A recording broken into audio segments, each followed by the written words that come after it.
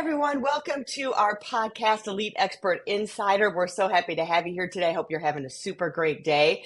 So I am so excited today because we have one of the most dynamic, exciting, inspirational people that I have ever met in my life. And that's saying a lot because I have met a lot of people in my life and interviewed a lot of people in my life.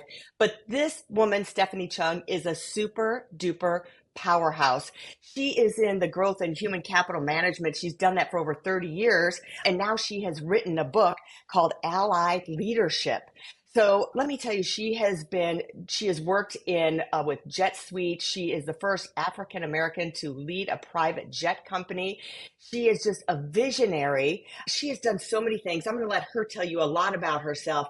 But if you're looking for how to transform your leadership, whether it be personally with a company, I think it's just changed so much over the course of the years and the decades. And she is the person that is going to guide you through this. So I can't wait for you to listen to this interview. Stephanie, thanks for joining us today. Of course, and thank you for that wonderful introduction, Melody. You know how to introduce a girl. Thank you very much. Well, tell us a little bit more about your background. I touched on some of the highlights, but tell us, how you got started, how you were the first African American to be in this field, and how you have really, come to where you are today. Sure, absolutely. So I always like to start at the beginning, Mm-hmm. right? Which is I am a child of a soldier. So I grew up a military brat. My dad was a master sergeant in the US Air Force. Mm-hmm. And so I fell in love with planes really early on because I would hear them take off and land literally every day of my life. So early on, I knew I wanted to be in aviation. I didn't know what I could do in aviation, though. That Mm-hmm. was the big, aha, right? Because when I was growing up, and I'm really old and so long time ago, it was if you would ever see men in Mm-hmm. aviation, they were always a pilot. And then if you saw women in aviation, they were always a flight attendant. But none of those pictures ever looked like me. So, though I knew I wanted to be in aviation, I honestly didn't know what I could do Yeah. because whenever I would see aviation or aviators depicted in TV, film, magazines, anything like that, I would only see them. I would never see a person of color. Let's put it that way. And so, first job that I started at the very bottom, loading luggage, parking planes at the Boston Logan Airport, and that's where I got started in for one of the major airlines. Did that, and then I would work upstairs to do customer service because I wanted to make extra money and I was always broke, right? And so I would go upstairs, work customer service. And then while I was up there, one of our VPs of sales who would be flying in and out of the city all the time, one day, his name was Jim. One day he pulled me aside and he's like, Stephanie, every time I come through this airport, I see you smiling, serving customers. I think we have you in the wrong position. I think you should be in sales. And so I was like, okay, I knew nothing about sales, but I trusted Jim. And so fast forward, I ended up selling for the major airlines, had, great success there. And then I got recruited into private aviation where I started off, selling chartered flights and then did a really good job there. They asked me to take over the sales team on the charter division, which I did a great job there. Then they moved me up. At this point, I was working for a really big private aviation manufacturing company. So they moved me up and I was a high potential. So they just kept moving me around. At the end of the day, that experience got me a lot of knowledge and education and really started to hone and perfect my skills both in sales and leadership. And then of course you're working in a male dominated space, so all the nuances of how to maneuver that as a female, I really started to fine tune there as well. Fast forward, had really great success with that company, absolutely loved it, and then that allowed me to then be recruited and become the first African American to ever lead a major private aviation company, which I did at Jet Suite. And then after working there at Jet Suite, I was then recruited into a new position that was created just for me at Wills Up. And at that point, I was part of the leadership team. I was an officer of the company. I was chief growth officer. And I was there when we actually took the company public, which was super exciting because it was the first private aviation company to ever go public. And of course, being a officer and a woman of color, that's rare Yeah. to be an officer of a publicly held company. So really enjoyed that job as well.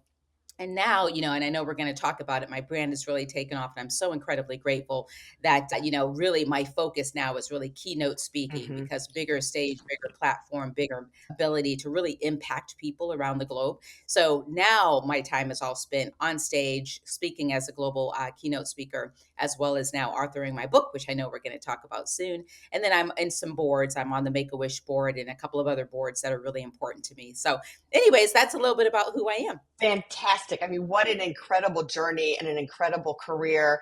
And, it dawned on me in the middle of that, really a lot of your career, you've had to lead people and climb up a ladder of people who were not like you. Being the first Yeah. Afro-American woman, a woman alone, and then an African-American woman. So tell us, what are some of your key points of how to lead people who are not like you?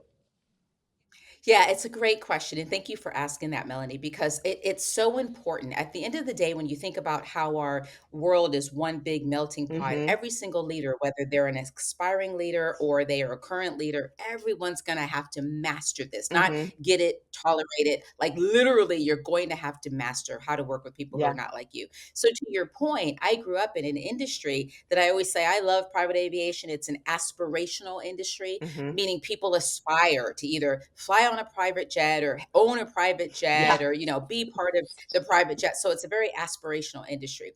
So it's got a lot of great perks about it, Hmm. and I'm forever grateful for it.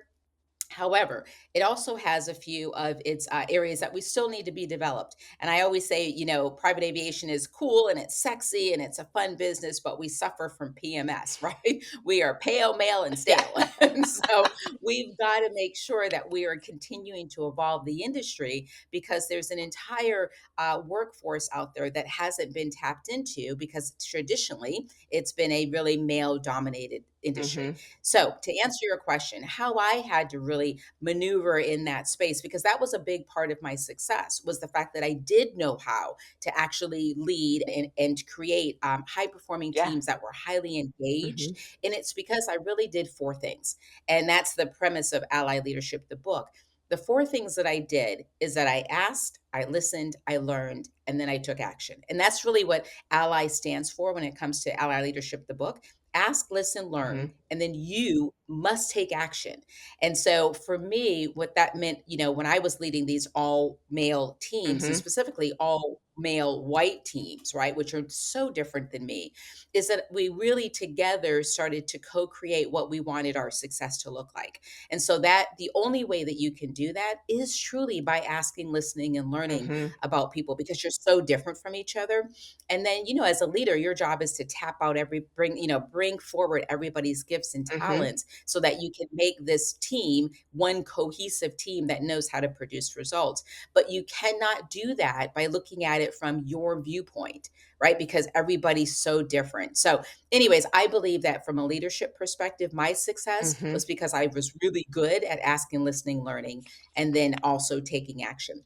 And one other thing too, Melanie, as I'm talking about this, it's making me think, Yeah. right? Which is I can trace that back to my childhood, because being a child of a soldier, right, growing up a military brat, I moved around every 2 years of my life. Like that's Mm. just how my lifestyle was. So what that meant was I had to quickly, as a little kid, learn how to ask, listen, learn, or Hmm. else I wouldn't have any friends, right? Right. Because I'm always the new kid in school, new kid, new teacher, new kid in the neighborhood. Like that was, I was always, I'm a professional new kid. I always had to adapt and acclimate to the system or the neighborhood or the school every 2 years. And so, though I didn't know any different as a little kid, I do believe that created my superpower as an adult, Yeah. which is what makes me effective with being able to lead in today's modern So workforce. you were learning how to be adaptive from the time you were a kid.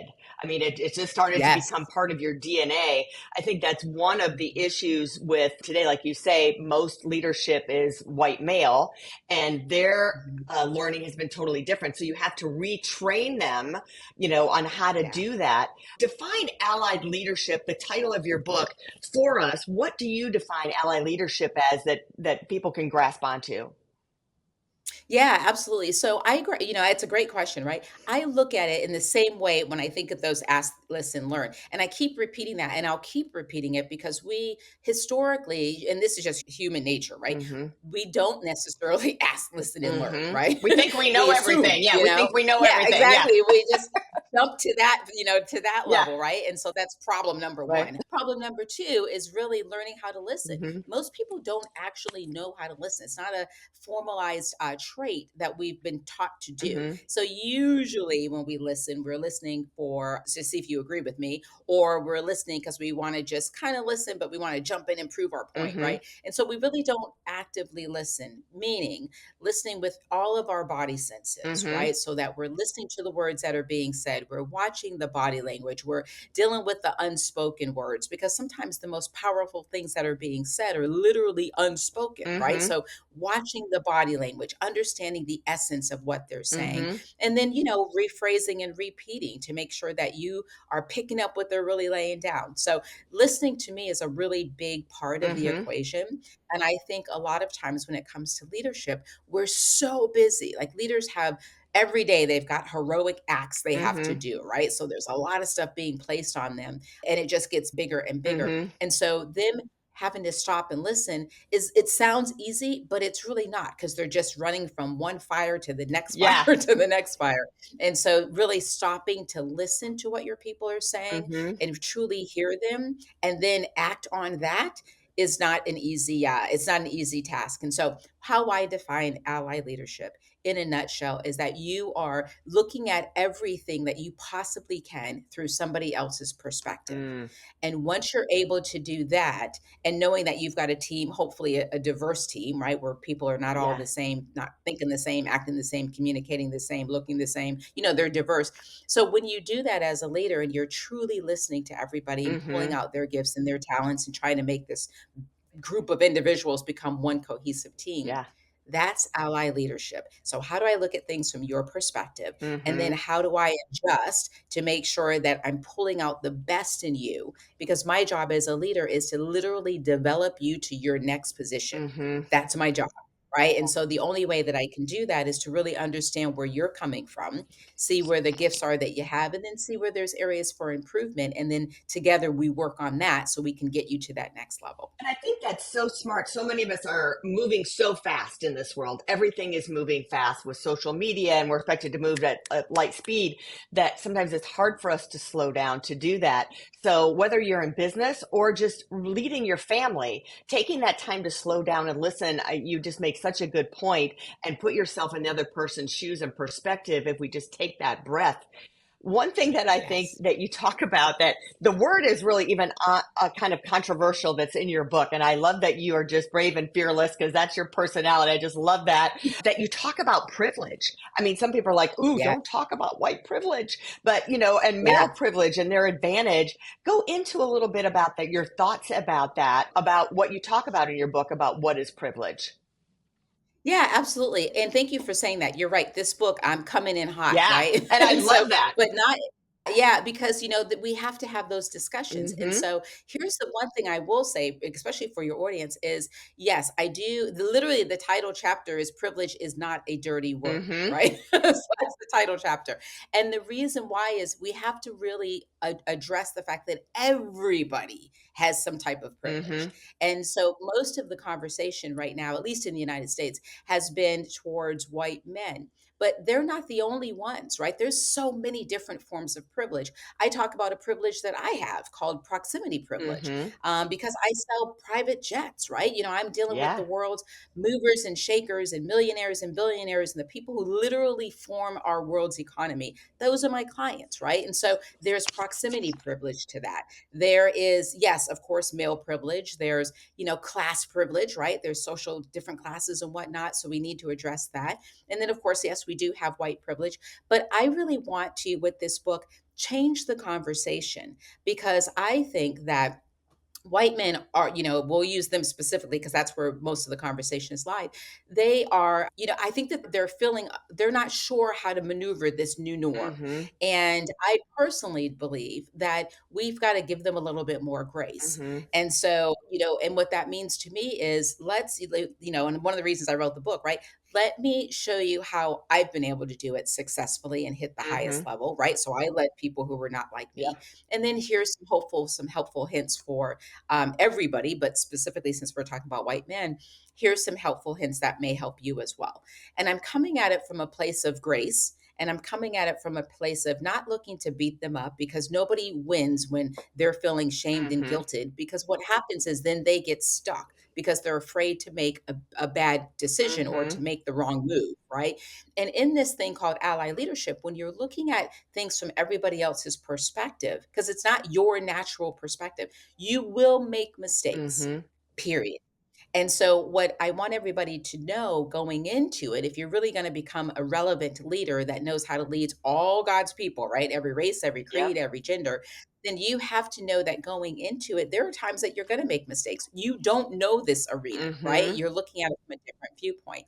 So, there is the first part from the leader's perspective. Go in with the attitude of, I'm going to ask, listen, learn, and then I'm going to take action where I can. But then there's the flip side from the employee perspective. Mhm. Give people grace. What they're trying to do is to understand. And so you can be helpful in this equation by being able to, let them know, Yeah. like, hey, here's just how I see things. And, sitting down and you also asking, listening, and learning. So it's a group effort. It's not just white men got to get it, and the sooner they get it, Yeah. we can all move on. That's not helpful, right? Yeah. It's like, yes, they certainly do have to understand, they've had advantages and now those advantages are starting to, for in their opinion anyway, starting to, be divvied up a little bit more. So it's not so heavily weighted on one group, right? But everybody's having equal opportunities and being able to shine and bring their gifts forward. So the conversation for me, and that's why really one of the reasons I wrote the book, is it's a conversation for every single person who's in leadership, not just for white men. I do spend some time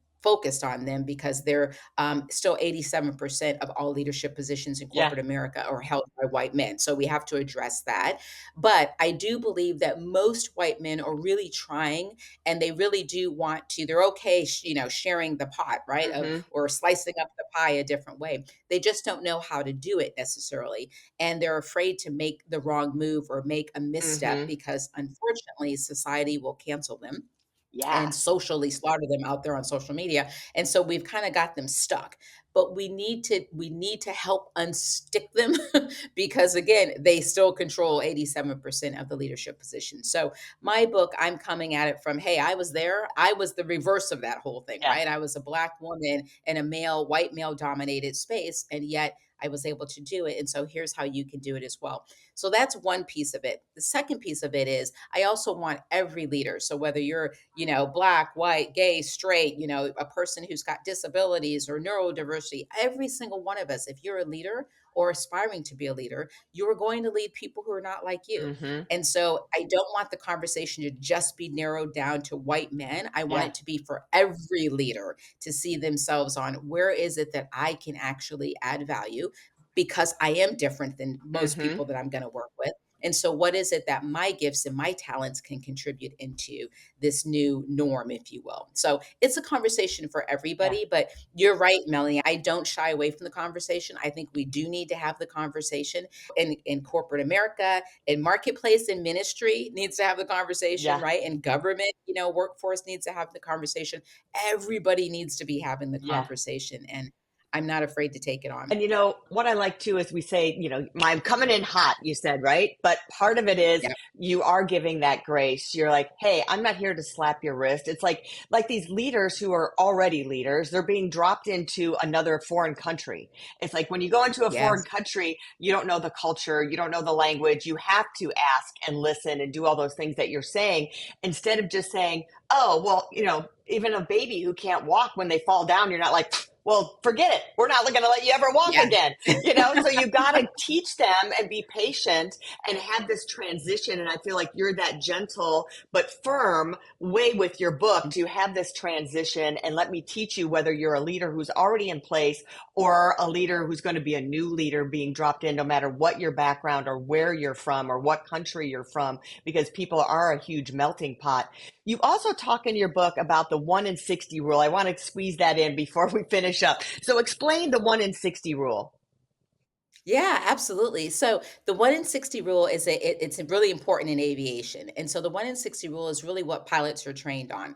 And what it means is that when you fly your aircraft, now remember, an aircraft is moving at, 500 nautical miles an hour, right? So it's moving at a quick pace. Yeah. But the 1 in 60 rule simply means that if a pilot goes even just 1 degree off course, they have to adjust right away, because in my business, it's a no fail. Like, you cannot make those kind of mistakes, Mm-hmm. right? And as a pilot, we used to always say to pilots, and I'm not a pilot, so let me just say that. I always say people, I reach the highest level in private aviation, but I don't fix the planes and I don't fly the Yeah. planes, right? And so, but what 1 in 60 means that if a pilot is flying and they're just that if they don't make the proper adjustments, that after 60 miles, which is very quickly to get to when you're flying at 500 miles an hour, after 60 miles, if you've not made that adjustment from 1 degree, you're now off 1 mile. Mm, Now, that can be very dangerous in our space, yeah. right? So, to give you an example, if you flew an aircraft from, let's say, from California to New Mm-hmm. York, and you were actually, 1 degree off, you started off 1 degree off coming out the gate out of California,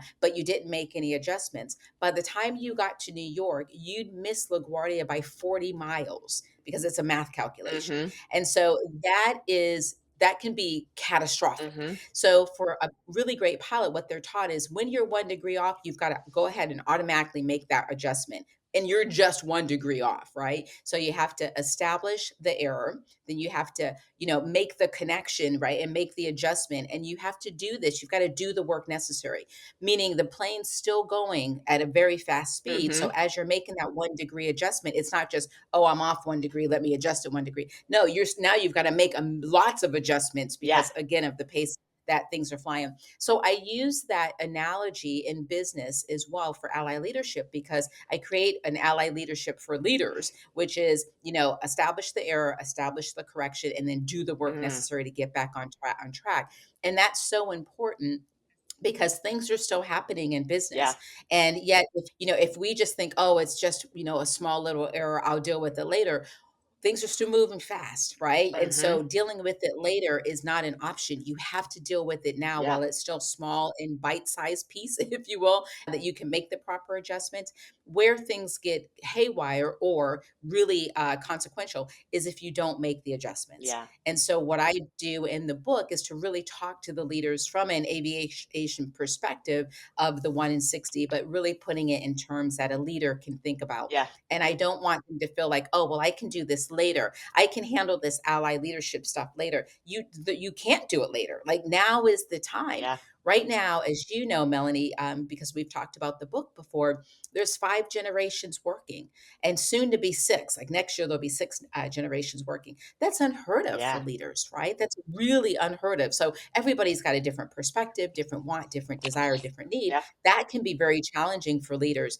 On top of it, women are now the world's population. We are a majority of the world's population. Yes, but that changes the Yeah. dynamic. And then, of course, you've got the ethnic, dynamics that are changing as well, because the Black race, Asian race, and Hispanic race continue to grow. White race continues to shrink. That changes the dynamic. So there's a lot of moving parts. So when you're off just 1 degree, you can't let that continue to Mm-hmm. fester, because you can get quickly to a point of no Yeah. return. So when you're leading in today's new norm, you're going to have to be making those proper adjustments, i.e., the 1 in 60 rule, every day, all the time, constantly. You've got to be mindful about it, because that's going to be the difference between a Mm-hmm. mediocre leader, a good leader, and a great leader. That's the Awesome. That difference. was such great content. Tell us where people can find you, Stephanie, and tell us where they can connect with Sure. you.